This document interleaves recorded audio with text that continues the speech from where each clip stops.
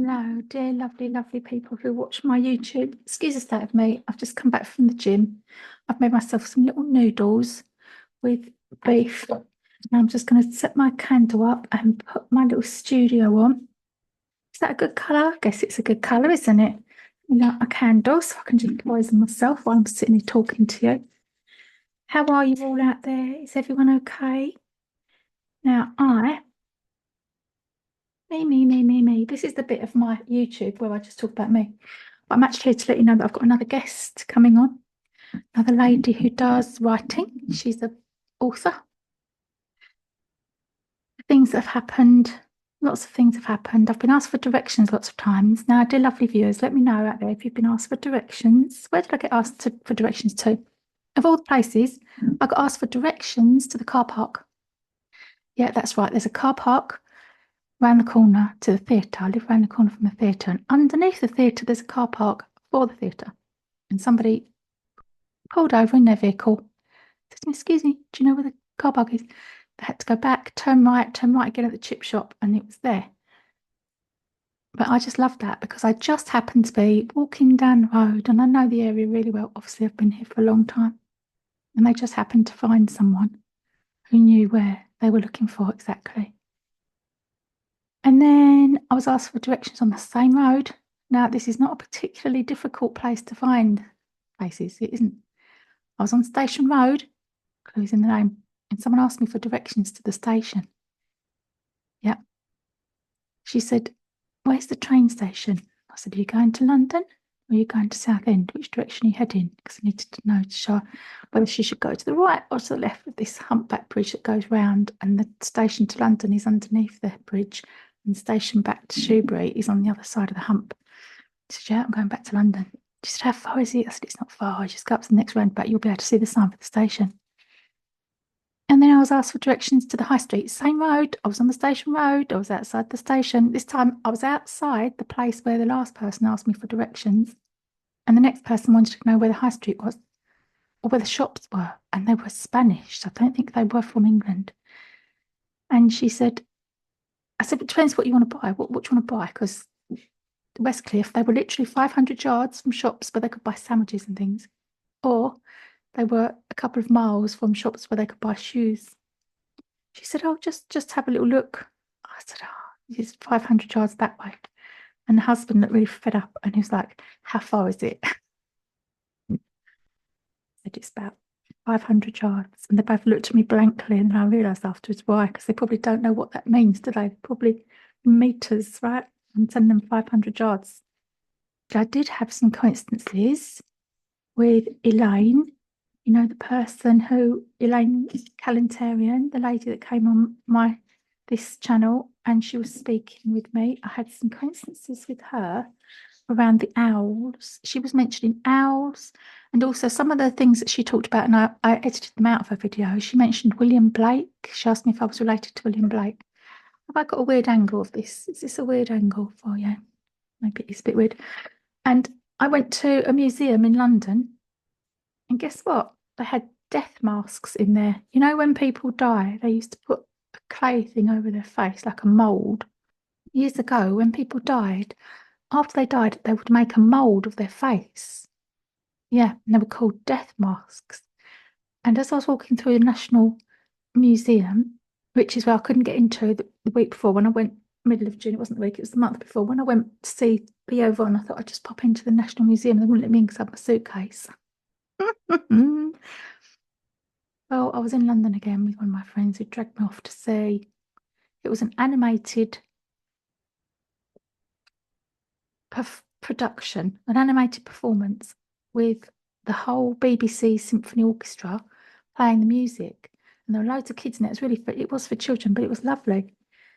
But while we were there, I said, "Oh, can we pop into the National Museum or the National Gallery near Piccadilly Circus and Trafalgar Square?" Because I tried to get in last time, I couldn't get in. So we went, and in there were these death masks, and there was a death mask of William Blake, which is who Elaine Calentarian had mentioned to me last week. Now, bear in mind that Elaine is thousands of miles away in the United States, right? And what she thinks of when she hears the name Blake is William Blake. No one's mentioned William Blake to me for years. Years. I can't remember the last time someone mentioned that to me when I tell them my name. But here we are, within the space of a full moon, say, from one full moon to the next. She's spoken to me. We've worked together to produce this podcast. I strolled into the museum that I tried to get into in June, couldn't get into it.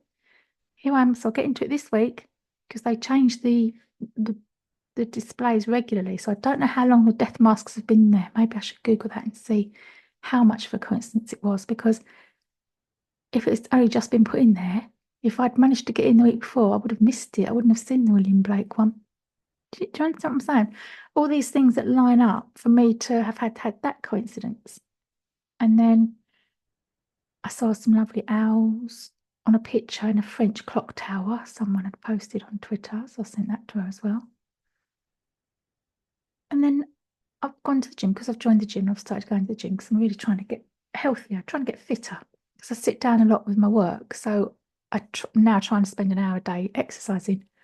And I do walk about on the seafront. I walk up and down the seafront every day, and that allows me 10,000 steps a day doing that. But it's not the same as running and working up a sweat and your heart going and, you know, just knowing that you're exercising. And you do just feel different when you exercise, don't you? It's an improved version of yourself. So I'm doing that. I thought, oh, I need a bag to take to the gym. And I don't need a bag to go to the gym. I've got lots of bags. I've got bags that aren't specifically for the gym, which I'm using, but I thought, oh, I'd just like a gym bag. But I know I'm probably only going to last a couple of months at the gym, so I didn't want to waste like 20 quid on a bag that I'm only going to use for 2 months, right? Because that's the reality of it, isn't it? So I went into the charity shop in Southend, British Heart Foundation. I strolled in there, and there was a lovely little rucksack, ideal for the gym. And do you know what was all over it? What was the print? Go on, 3 guesses. That's right, owls. And it was a £5. And I didn't get it because it just made me laugh. I just knew that I should have taken a photo, but I didn't. But it just made me laugh. I just noticed it and then sent Elaine a message and told her about it, because it's just funny, isn't it? You know, when you think about all the pictures it could have had on it. No, it had the owls on it. Let me just show you some photos of things that I've noticed this week. I'll work my way backwards. Can't remember the last time I spoke to you, YouTube. Went to the gym. I'm not kidding you, there were 5 crows sitting on top of these cars. I took a photo of 1, 2, 3, 4. I'm not sure if I've got that 5th one in there. It was just sort of landing. Is 5 a murder of crows? I don't know. Don't know. And then I noticed these beautiful daisies in the little park down the road. Took a photo of those. The estuary, Thames Estuary, Westcliff. Sometimes it looks very dramatic. And then one of my friends, Tina, who I've mentioned before on this channel, she was suffering from cancer. She passed away.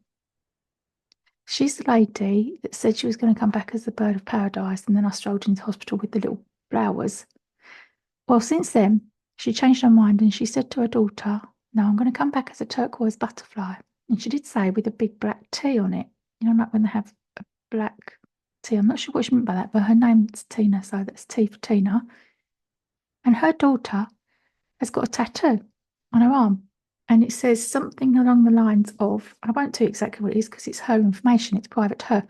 But you know those plaques that you get on the wall, like live, laugh, love? She's got a variation on the theme of that. So it's not actually those words, but it's along those lines. Walking down High Street, and there's a woman walking towards me with a turquoise butterfly, and she's got this bag. Laugh, love, dream, smile, think, give. So I took the photo, sent it to her, because I was thinking, what on earth are the chances of me being in the high street at the same time as this woman with this combination of things?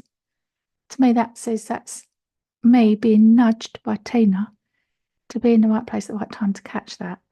And then there was also this person, and from a distance, it did look like a turquoise butterfly. She was actually a deer, but she let me pretend she was a butterfly. She'd take up a photo. Here's the gym I've joined. There's no one else in there, just me. Here's my plant that I bought from the plant centre, looking wilted. That's what happens if you don't water them for a couple of days. the little park that I go to. And then I went in the charity shop and I saw the word Phoenix again. That's my son's name. A couple of flowers, red flowers. Oh yeah, I keep seeing cats this week. So a ginger cat, one underneath the car. Pink flowers, another ginger cat. There's 2 ginger cats in 1 week, which is a reminder of spirit for me. And also, although Tina did have blonde hair, she did also sometimes used to wear her hair red and ginger. Some little shoes. Me in the Barbican. Absolutely rained in the Barbican. Oh yeah, there was a funny event in the Barbican around a cup of coffee. So I was in the Barbican. We'd rushed there and we'd got lost on the way there. And then eventually we got in there. We were a few minutes late, which must have been really annoying for the people that were already in there on time. And when we came out, I thought we must have a cup of coffee because we'd walked and walked and walked all day. We'd been walking around London a lot. I thought I really just could use a coffee. And there was these 2 guys, and this guy had 2 coffees. And I said to him, "Excuse me, where did you get your coffee from?" Because we were all outside in the rain.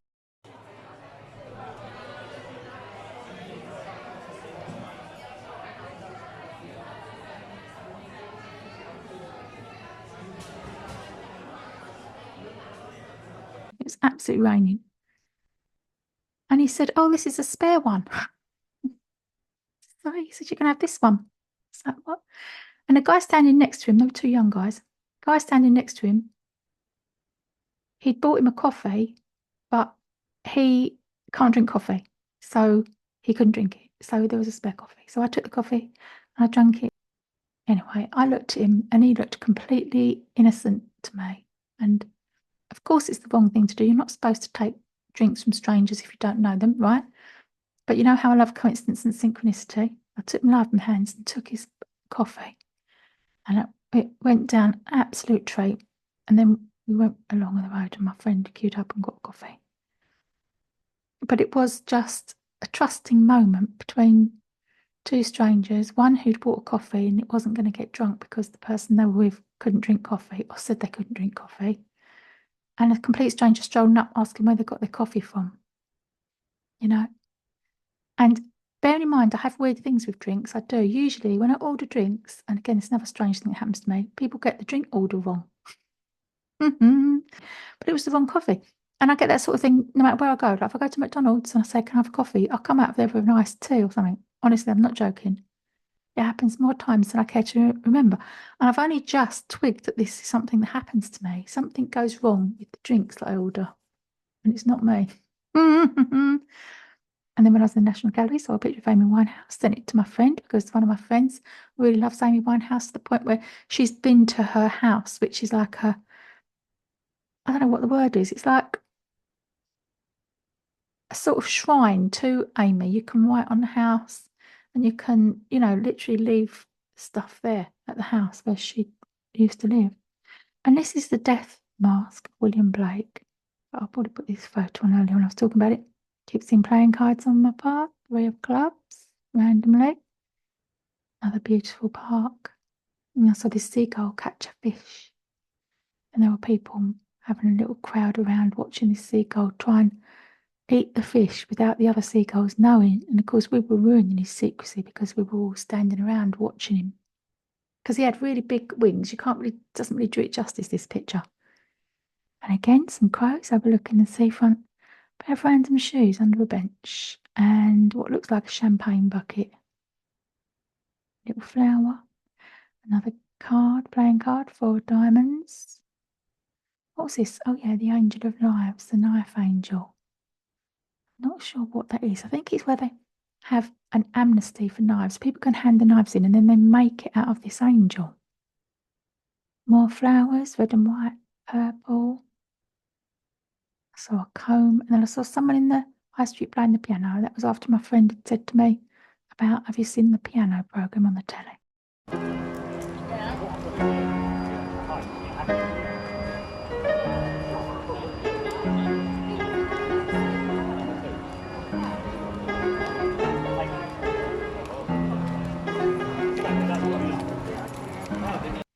So I think that's it. I think I've spoken about all the others, and here's my little options of my colours behind me.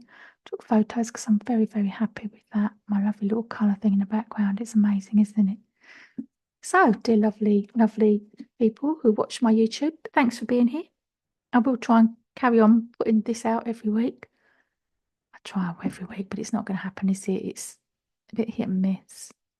I did promise after every 6 coincidences, but that feels a bit rigid now to me. Oh yeah, so I've got the author coming on Wednesday to talk to me about all the sorts of things that we like to talk about.